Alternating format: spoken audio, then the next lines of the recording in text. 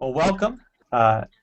We are here today with Tom Kelly, professor of theology at Creighton University. Tom actually has other Ignatian family connections. He earned his doctorate in systematic theology from Boston College. And we're welcoming Tom to talk about a book he recently finished entitled When the Gospel Grows Feet, Rutilio Grande, S.J. and the Church of El Salvador, and Ecclesiology in Context, which was published by Liturgical Press. And so, Tom, welcome. We're glad you're here. Thank you very much for having me. Tom, can you tell us a little bit about why you decided to research and write about Father Grande? Yes.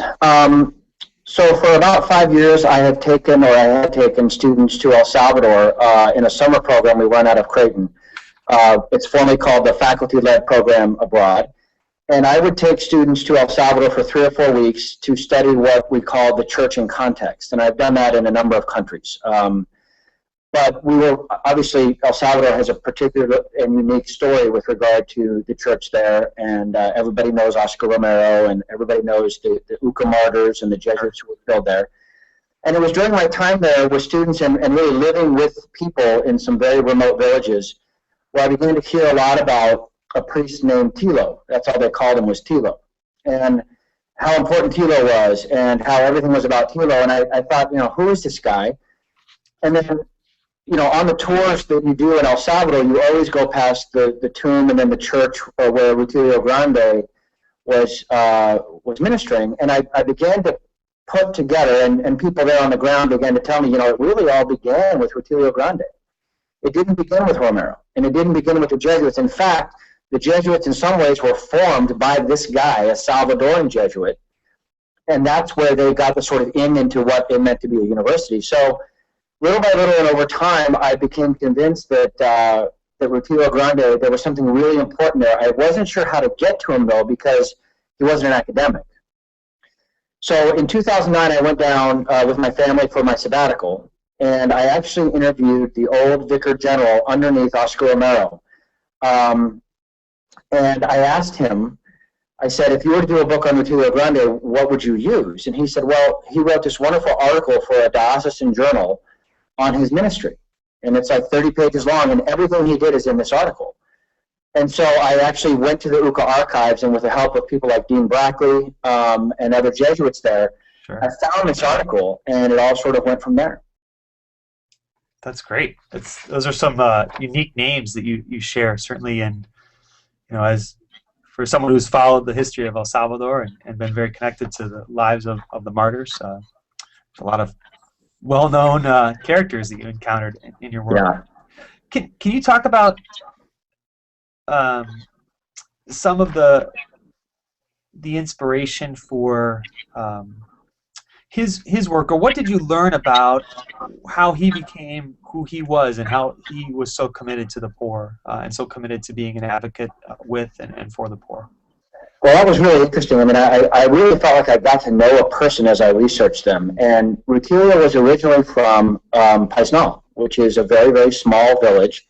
He grew up very poor. His parents divorced when he was 6 years old, which was very rare back then.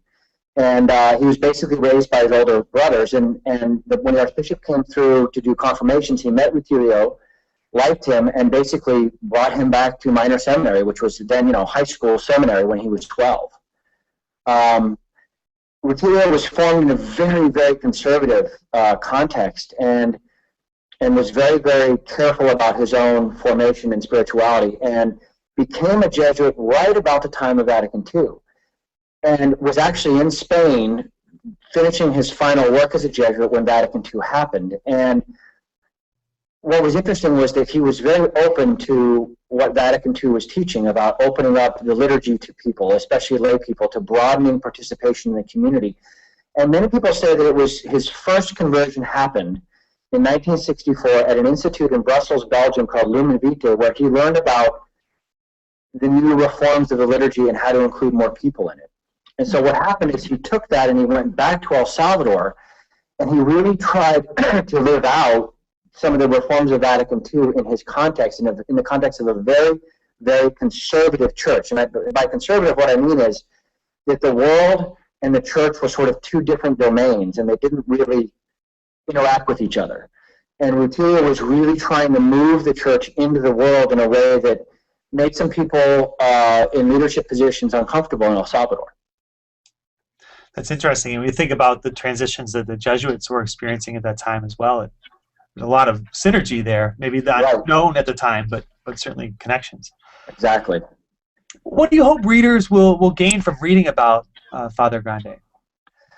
I think in many ways, while the liturgical reforms of Vatican II happened in our country, the deep engagement with society and a prophetic church that moves out to challenge society has not been experienced by most North Americans. I think it was experienced by many people in Central and South America. I think the Latin American church in general is a church that we can learn a lot from. I remind my students that, when I ask them what percentage of the world Catholics live in the United States, and they're shocked when I say about 7%. And then I say, what percent live in Latin America? And when I say 35%, they can't believe it.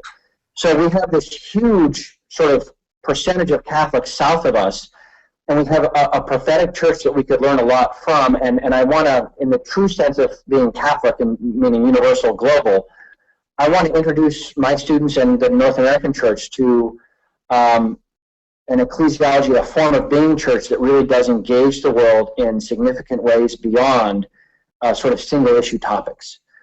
And so that really is my purpose in writing this, to show you what the church could be if we had, this kind of leadership. Yeah. Sure. Certainly, the numbers or demographics you describe of the church are, I think, something that astound many American U.S. Catholics, and so it does give us a different perspective on the reality of our church and really the reality of the world.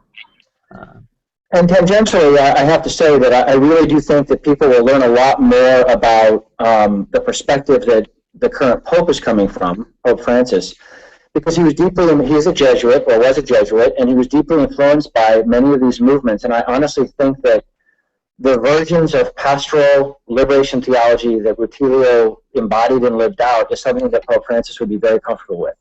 And I think one of the unique contributions of this book is that there are versions of liberation theology that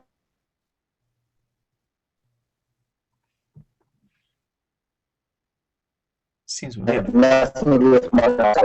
I really think that Francis would be comfortable with that, and I think that that's one of the contributions of the text. Sure. Well, just out of curiosity, we have just a couple seconds here.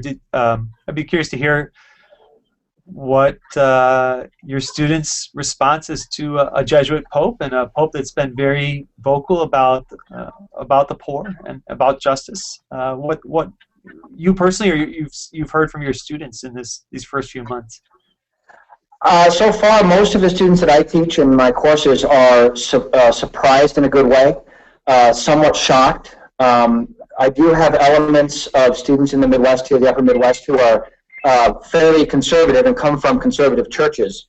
And they don't quite know what to do with some of his statements, and so it's given me an opportunity to try to say, well, this is the other part of the tradition that we have been kind of neglecting here in this country, this movement toward justice and this movement toward the poor. And he's simply reminding us of who we are. But overall, the response has been very positive by faculty as well, not just students. That's great. Great. Well, Tom, thank you so much for taking time to join us today and to share about your new book. Again, the name of it is When the Gospel Grows Feet, Rutilio Grande, S.J., and the Church of El Salvador, and Ecclesiology in Context. You can learn more about the book via website, either rutiliogrande.org or www.whenthegospelgrowsfeet.org. Information is also available via Liturgical Press's website, and we'll have links to the book on the Ignatian Solidarity Network website as well. And Tom, we wish you good luck with this new text, and we hope that the broader Ignatian family might learn about it and be both inspired and challenged by the writing about Father Grande. So thank you so much. Thank you.